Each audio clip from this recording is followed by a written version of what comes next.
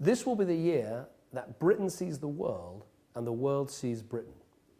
It must be the year we go for it. The year that the coalition government I lead does everything it takes to get our country up to strength. The coming months will bring the global drama of the Olympics and the glory of the Diamond Jubilee. Cameras and television channels around the planet will be here recording these magnificent events. And it gives us an extraordinary incentive to look outward, look onwards, and to look our best, to feel pride in who we are and what, even in these trying times, we can achieve. Of course, I know there will be many people watching this who are worried about what else the year might bring. There are fears about jobs and paying the bills. The search for work has become difficult, particularly for young people, and rising prices have hit household budgets. I get that. We are taking action on both fronts. I know how difficult it will be to get through this, but I also know that we will. We've got clear and strong plans to bring down our deficit, which gives us some protection from the worst of the debt storm now battering the Eurozone.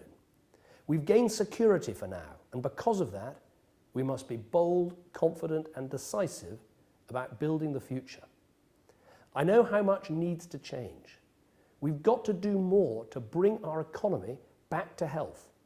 So we've set out big plans for the transformation of our infrastructure, starting now with better roads and railways, superfast broadband and new homes.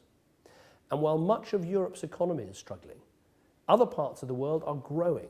There are huge opportunities for our businesses all over the planet, and I'm determined we get out there and seize them. I'm also determined to do the bold things it will take to sort out our public services too. Too often our schools aren't up to scratch, our hospitals aren't always clean enough, and our police don't catch criminals. Brilliant and committed people work in our public services, but somehow the system stops them from doing their job. So we will change it.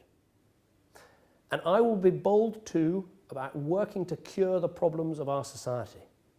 While a few at the top get rewards that seem to have nothing to do with the risks they take or the effort they put in, many others are stuck on benefits without hope or responsibility. So we will tackle excess in the city just as we're reforming welfare to make sure work always pays and to support families. I profoundly believe that we can turn these things around. That's what I mean by the big society. The British people have got what it takes, and the government has got the ideas and the policies we need.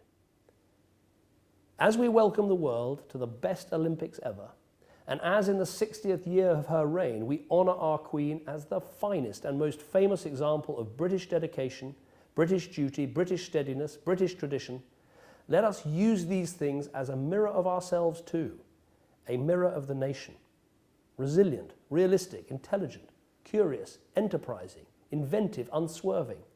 It is the spirit that has made our universities among the best in the world, that's made our scientists Nobel Prize winners, our athletes gold medal winners, our culture, our music, our television, famous everywhere, and our armed forces respected for their dedication and professionalism, as they showed last year in Libya and as they continue to show in Afghanistan.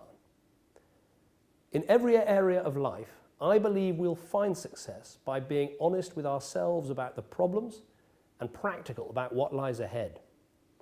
I know that if we lift our eyes to the other side, we have it in our power to come through this stronger, better balanced, and focused on what this fantastic country really does best.